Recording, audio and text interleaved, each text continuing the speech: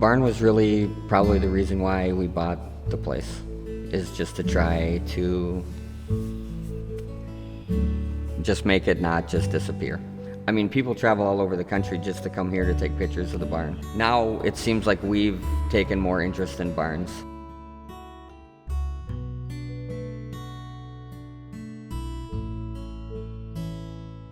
What I know about it was built around 1917. When we purchased the home in 2016, we thought it would be really great because it was going to be 100 years old the next year. I was a framer for most of my life. Now we work on houses and remodeling, but I don't even know how we would build this barn today, much less 100 years ago. I mean, obviously the walls could go up and stuff, but as far as the ceiling, just how everything kind of leans on each other. The flooring in the Sparre barn is mostly original. A tree had gone through the roof, and I don't think it was ever fixed properly, so it leaked quite a bit. It was replaced by the previous owners before us, and so we just kind of sanded and polished the floors just to try to kind of protect them a little more, and then we put the roof on to make sure it wouldn't leak anymore. So. And there's no leaks. The upstairs of the barn was meant to hold the hay, and there's a door that slides in the ceiling downstairs where you could drop the hay down to the cattle. The previous owner was just here yesterday and explained some more details about that. He had actually had cattle in here. I think in the 80s. Yeah, the late 80s was the last time.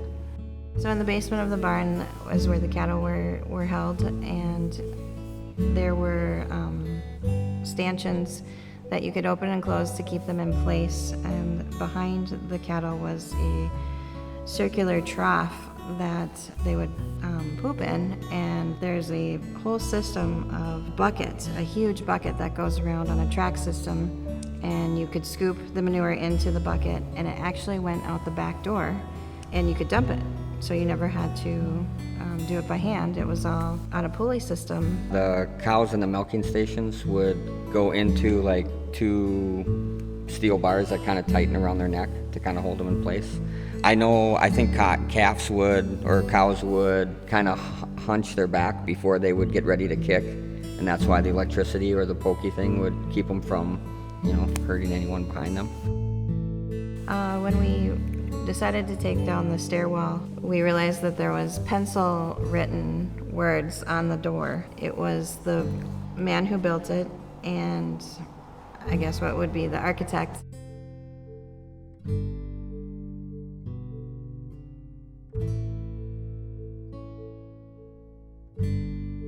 The city definitely enjoys having this barn in Anoka County and in the city. They seem to be very proud of it.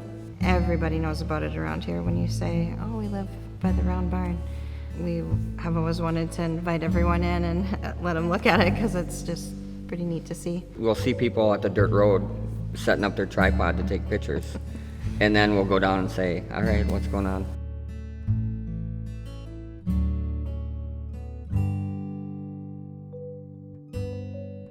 Obviously, we would like to keep this structure standing for as long as possible and do our part in making sure that it's watertight and not rotting away. As far as using the barn, I think a lot of the original things would be taken out, which is sad, but I also like the idea that it would still be in use in some way, and so many people would be able to see it and appreciate it. I love this barn, it's amazing.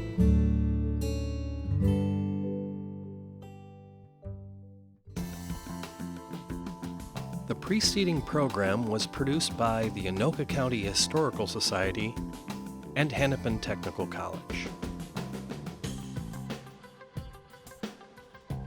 You can plan a visit to the Anoka County History Center at 2135 3rd Avenue North in downtown Anoka. Help us preserve history.